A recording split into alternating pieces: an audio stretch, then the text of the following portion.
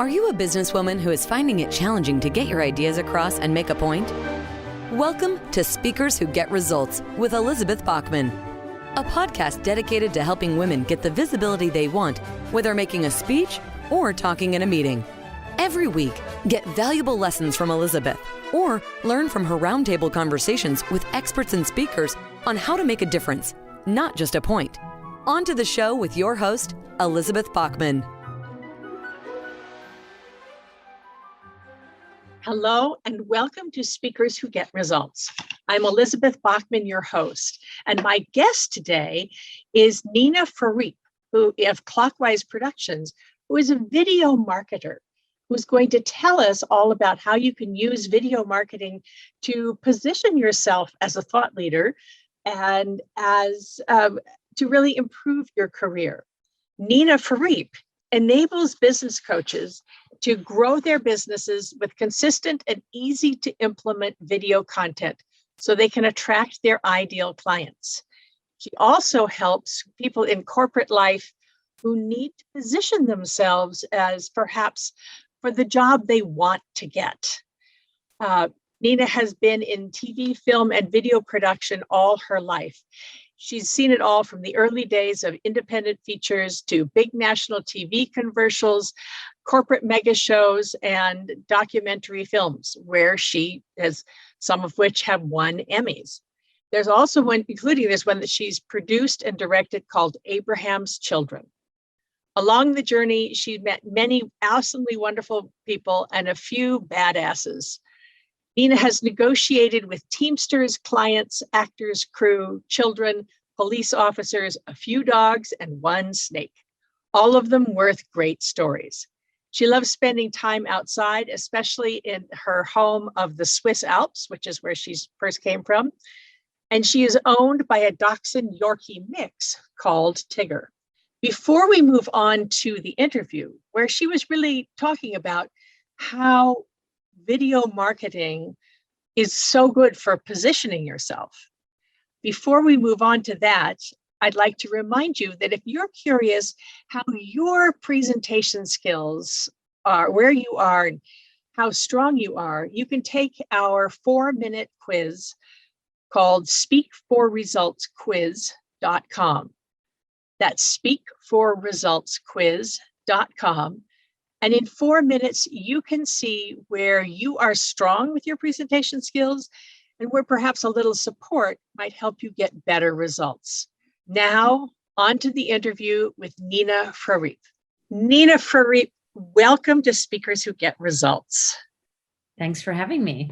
I'm so excited. You interviewed me a little while ago, and now this is going to be broadcast in the summer, and we're going to be talking about why video marketing matters for your career and your corporate one. But before I get to that, I wanted to ask you, if you had a dream interview, if you could interview somebody who's no longer with us, who would it be? What would you ask them? And who should be listening? Oh, interesting. So I think it would be actually a 3-way interview between, okay, good. Because one of the regrets, if we're talking about history, in other words, talking about people who are no longer living, I would love to interview both of my grandfathers. My maternal grandfather, I did meet, but I was very young when he died. And he was a cadet and then an officer in World War I and II in Germany. Mm-hmm. And my other grandfather died very young from MS, and he was an artist in the same era. And he and my grandmother sort of tinkled back and forth between Paris and Dresden and Berlin and Munich and sort of, art hotspots. So very different experience. So I would imagine the two of them together, and for me, a chance to get to meet my grandfather I'd never met. I mean, that would be just absolutely fascinating. Did they know each other? No, they did not. No, okay. No, they did not. So the one who died early never got to know that his kid got married. No, to both his sons. Well, actually, no. My uncle who's older, he was around for that wedding, and my father had already met my mother, but had never had a chance to introduce my mother to his father. So my grandfather died about a year before my parents got married. Mhm. I have a grandfather who died early of TB. Actually, well, he was 40 something, Yeah. but my mother was just 18. And so, Yeah, that's young. it was, I think maybe I'd bring my grandfather along and let the three of them, we just like all five of us had a good conversation. Absolutely. And there's questions that you don't learn to even be interested, and you're not aware. Like the questions I would have asked my grandfather when I was 20 would be very different from what I'm asking them today, because I have a completely different life experience and Mhm. awareness. Mhm. So yeah, I really would have loved to have a chance with all my grandparents, really, Yeah. to ask questions I never ever did. Yeah. Great. Great. Well, tell us a little bit about your company, Clockwise Productions, and what it is that you're doing. So today, what we do is we help service-based small businesses tell their story with video marketing. And we do so by enabling them to show up on video and to be able to focus on, the content, on giving value, on sharing their knowledge and their expertise, and not so for us it's very important that people don't get hung up on the technological aspect of the video creation, but really have the, I want to call it, luxury of learning what needs to be learned to be savvy enough to create a good looking video, because obviously you're representing your brand, so you don't want it Yes. to look sloppy, but to also learn to really focus on what is important, so they can really then be set free, basically, to just show off their brilliance. And no better medium to do so than video, in my humble opinion, obviously. So one of the things that you and I have talked about is that this also works for women in the corporate field who are as a way of raising their visibility. So this is a big part of what I do, is help women show up and raise their visibility.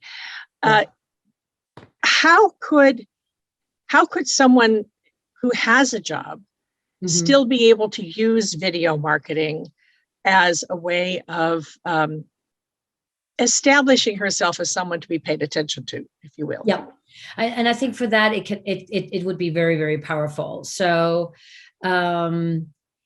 and I have actually clients who have corporate jobs, who either have a side hustle and or are looking to position themselves for a very specific promotion, let's say, or a specific job even at another company, and they're kind of pre-auditioning for it by creating video content that supports that desire to or is an attention grabber.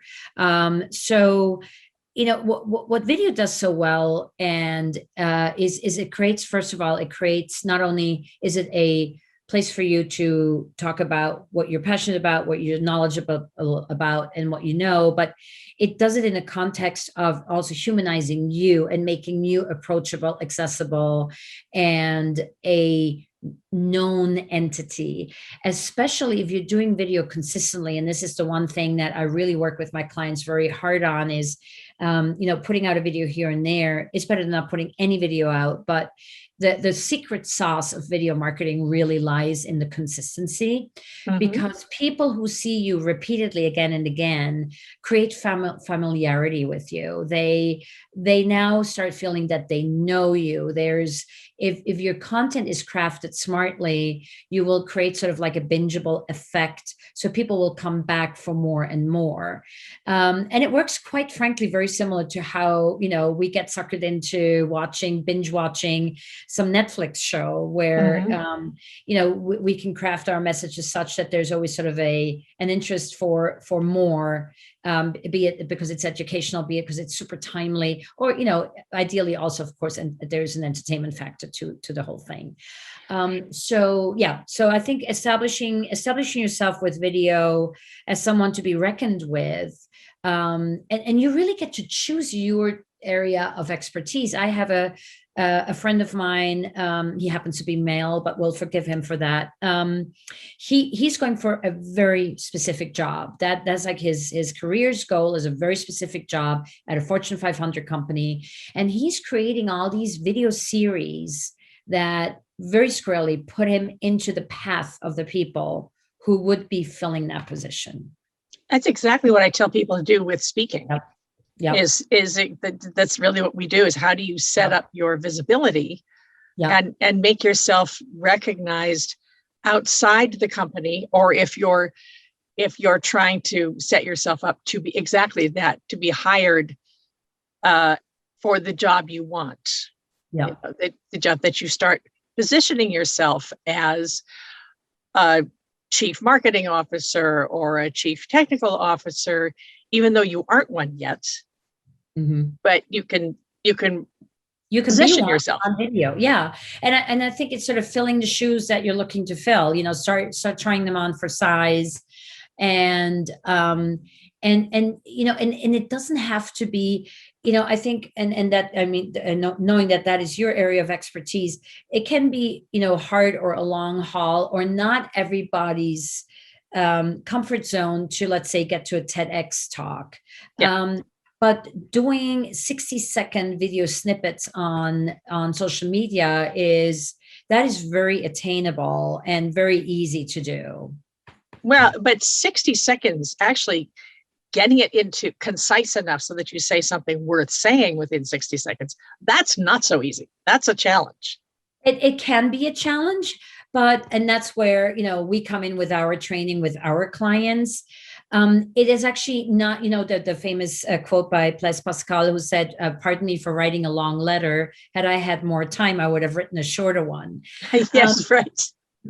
The beauty with video is that you can create, like, for instance, series. So if you have an idea, you have a thought, a succession, you can easily with video set it up. And that's where, graphics can, for instance, help you, where you say, okay, I have this idea. It's too long for a minute video, but I can make a series of 3 or 4, so that really can be very, can be a very effective way to give nuggets and to give information and give continuity. And then people can go on a playlist on your YouTube channel, for instance, or your Vimeo. And then if they want to binge watch, they can binge watch all of the videos in a series, right? So, yeah. So this actually would be a way towards setting yourself up as a thought leader.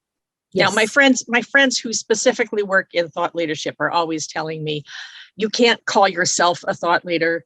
If it's the wonderful Denise Brosseau said, if you're out there talking about what you're doing in your thoughts, your ideas, that's a personal brand. Yeah. If the ideas get taken over by somebody else, that's thought leadership.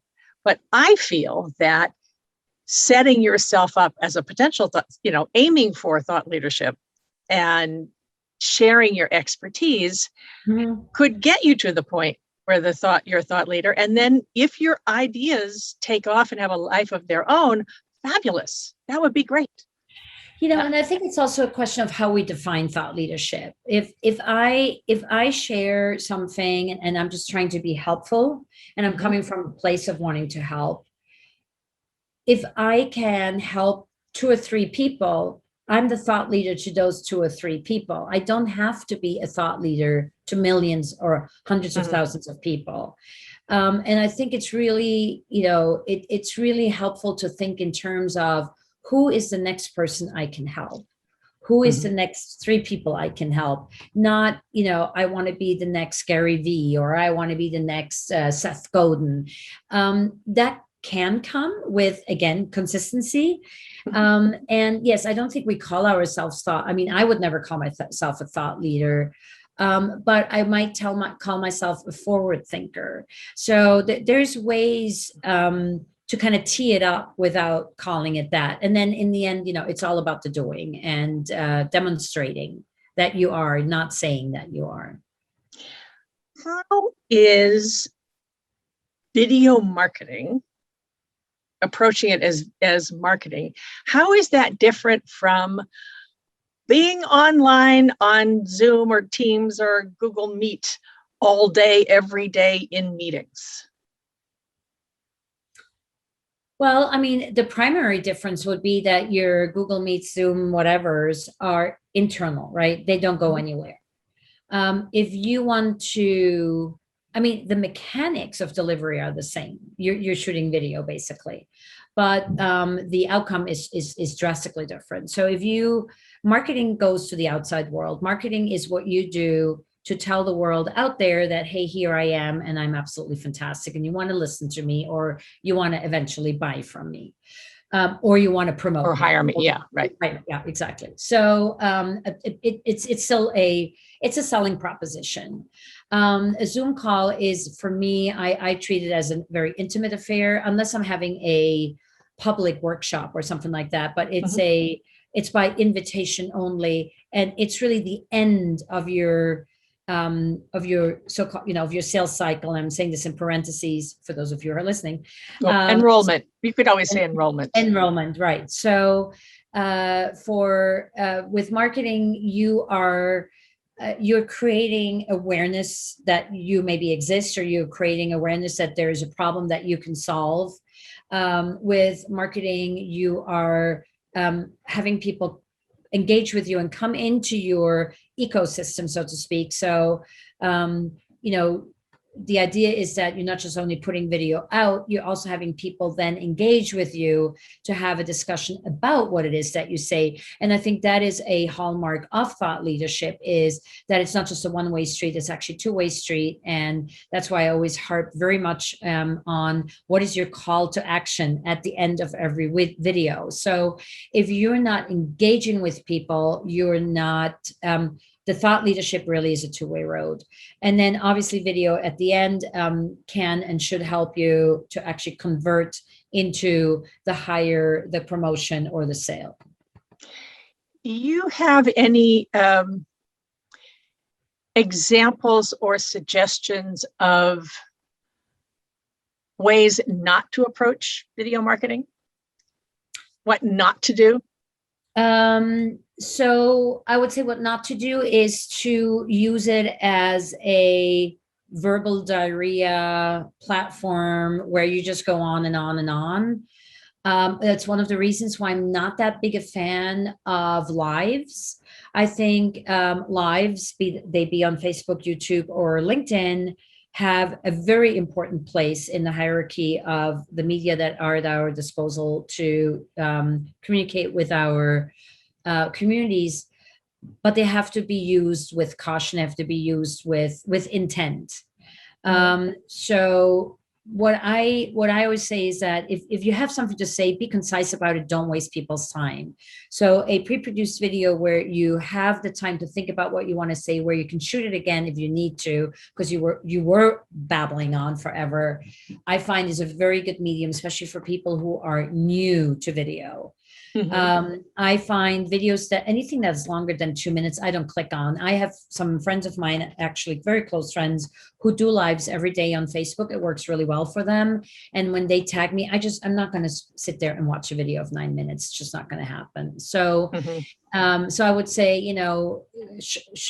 keep it super short. A 60-second or shorter video has over 65% higher chance of being watched to the end. And you want people to watch to the end because that's where your call to action is. And you want to make sure that you show up as you, because in the end, imagine people are going to work with you, whether it is that they hire you or they, hire you, be it for a staff position or be it for, to consult with you. They want to, you don't want to be like the bad date that, shows up on, I don't know, Parship or Match or whatever. And then with the 20-year-old photo.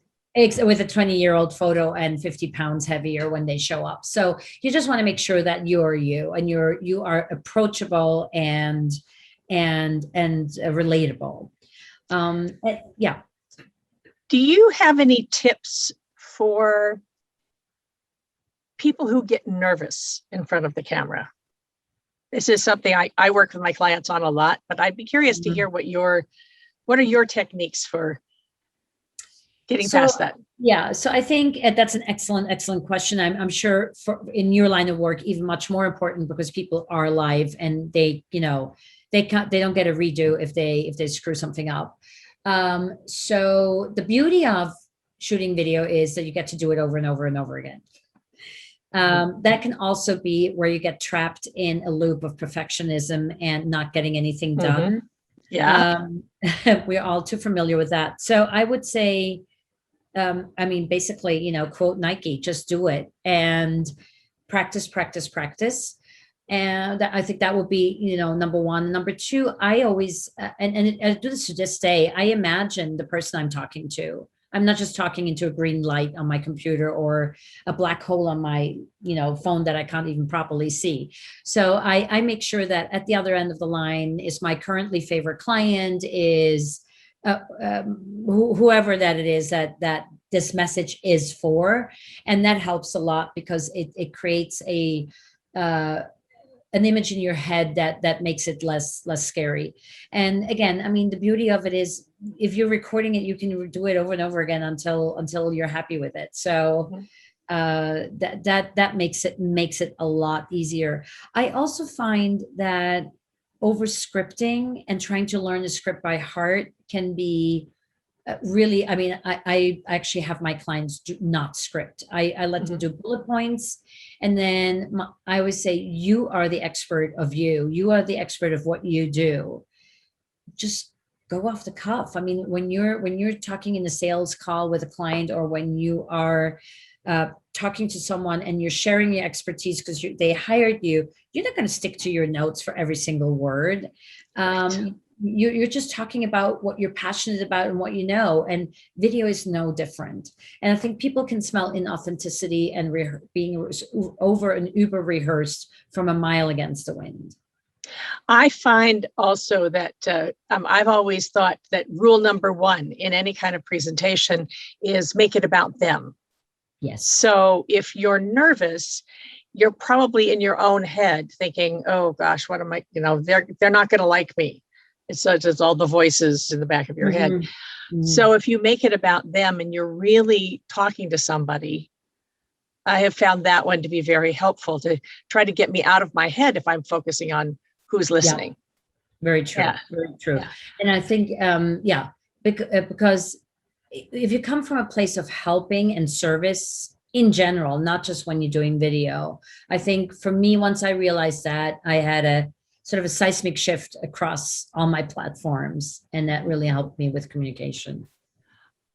I find I do a lot of strategizing with my clients. When you've got someone who's looking to get a video presence out there on the internet, because it's the internet now, that's where you do it. How do you help them decide what to talk about? Normally that shows itself really quickly in a very simple discovery, sort of a series of discovery questions I have up front. And very often when I do start working with people, there's sort of that initial fear that they're not going to have enough content to put out video consistently. And I always tell them, and it sounds really dumb, but it is so true. The more you do, the easier it gets. Mm-hmm. And because what happens is, and maybe this is a little too conceptual, but the moment you start putting out video and you start engaging in a conversation with your community, whatever it may be, in that conversation, and a gazillion opportunities open up for you. If you ask me today to fill a content calendar from now for the next 365 days, I could get that done in one day. Oh yeah. I have ideas up the freaking wazoo. Now, film is a very, very, very wonderful topic because we've got the technical aspects, the creative aspects, the business aspects, the strategy aspects, and until the cows come home.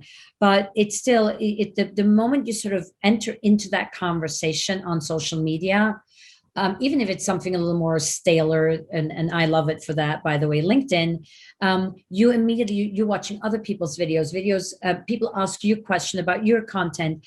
And if you sort of keep a running list of ideas, I promise you will never run out of ideas. And, and sometimes I just get people started with something simple as, do you have a lead magnet? Or do you have the most frequently asked questions? Just take those, and one question, one video, one tip, one video, again, don't cram it all into one video. And if you keep up with that, you will never run out of content. Now, all of this is lovely, but it seems like it takes a lot of time. I know you have a service for people for whom time is really the most precious resource, where you could interview them. Yes. And then reuse the interview. Can you talk about that a little bit? Yeah. So this is something that I've been doing with my existing clients for quite a while, and never even occurred to me to offer it as a service. And we've just started doing that. So what it really is, it's beyond it. I'm like, why didn't I come up with that sooner? It's we basically take you. We do a little prep session with you to make sure that you show up, representative of yourself on camera, and then I conduct an interview. So it's like a little bit of prep time for me to get a sense of what the questions are I should be asking you, what you do want to talk about, what is important to get across. And then on Zoom, I just interview you. I've been a documentary filmmaker for 20 years, so interviewing people is in my blood. And we have a very casual, natural conversation, which allows you to show up at your best without being, starstruck. It's much like, the conversation you and I are having now, Elizabeth, right? Yeah, so exactly. And then I just take that whole, interview, and my editor and I, we work some magic. And I would say about a 40-minute interview can net us anywhere from 6 to 10 clips, sometimes even more. And those little clips then become, we put a nice graphic on it. We make sure it looks snazzy. And then these are, your investment is an hour and a half, let's say, and you can get 10 videos out of it. Wow. So that's great. So, and then from using these 10 videos, can you recycle them? Yes. I'm a big fan of recycling. There are videos that are not recyclable, like please join our masterclass tomorrow at XYZ. Yeah. Obviously, you're not recycling that, but a lot of the content is recyclable. And as for the frequency, which I'm assuming is going to be the next question, is if you're only posting videos, let's say once a week, then you probably don't want to recycle for 2 to 3 months.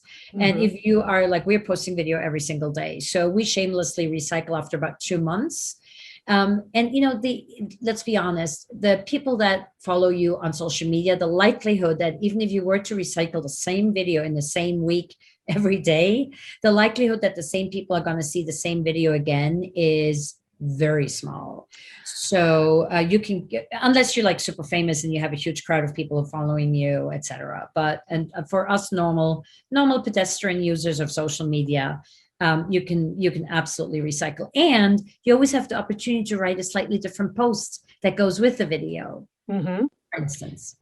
Yes, and also I often think about people will say, well, what if I say the same thing over and over again, or if I tell the same story over and over again? And I always think about Beyonce and Tina Turner, who don't change their song list, they change their audience. And if people have heard you once and they like it, they'll listen again, because they'll hear more things in it the next time around. Yeah. And again, I mean, we are not at the level yet of Beyonce and Tina Turner, so I think we're just fine.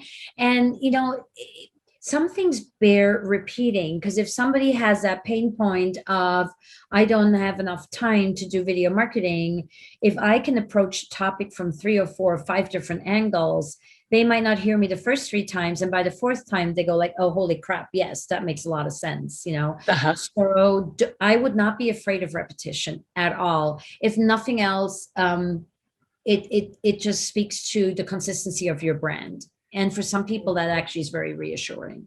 Okay. Well, Nina Froriep, this has been so much fun to have you on here. And I confess I wasn't sure if video marketing would be useful for those with a corporate job or those who are looking for a better corporate job. Yeah. And you've actually absolutely educated me. I'm thrilled to find out that this is something that definitely something that can really be used. Absolutely. So it's marvelous. If we had one place to start, where would it be? By just propping up your laptop or your iPhone or smartphone, I should say, and just shoot some video and just get going with it. Even if you don't post it, just shoot some videos, see how it fits, see how it feels. You might discover your inner ham. And there's so many really quick ways to get to really good looking video nowadays that the technical aspect and the delivery mechanism should not be holding you back, especially for also a little bit of a younger generation, right? I must say this is one thing that the pandemic has done for us is that we're used to seeing ourselves on video. So often if I have a client who needs to review a video and analyze a video of themselves, I always say, go through it at least 3 times, because the first couple of times you're going to go, oh my goodness, did I really do that thing with my mouth? Look at me. Oh, I didn't really comb my hair right. No, all of that. Everybody does. Everybody does.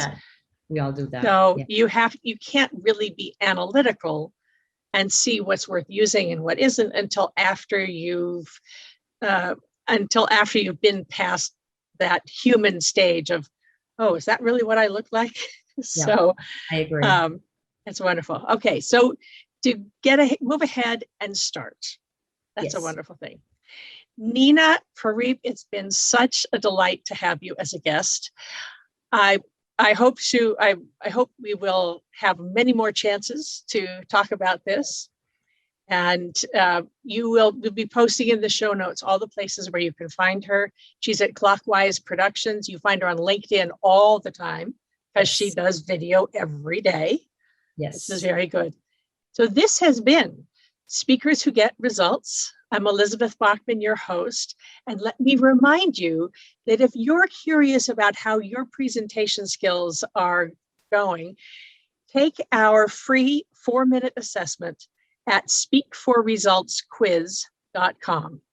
That's speakforresultsquiz.com. And that's where you can see where your presentation skills are strong and where maybe a little support could help you get better results. This has been Elizabeth Bachman. I'll see you on the next one. We have just concluded another great episode of Speakers Who Get Results with your host, Elizabeth Bachman. If you got value from today's episode, please feel free to share us with your friends and colleagues. You may also visit elizabethbachman.com for additional resources. Be sure to tune in every week for new episodes, and thanks for tuning in.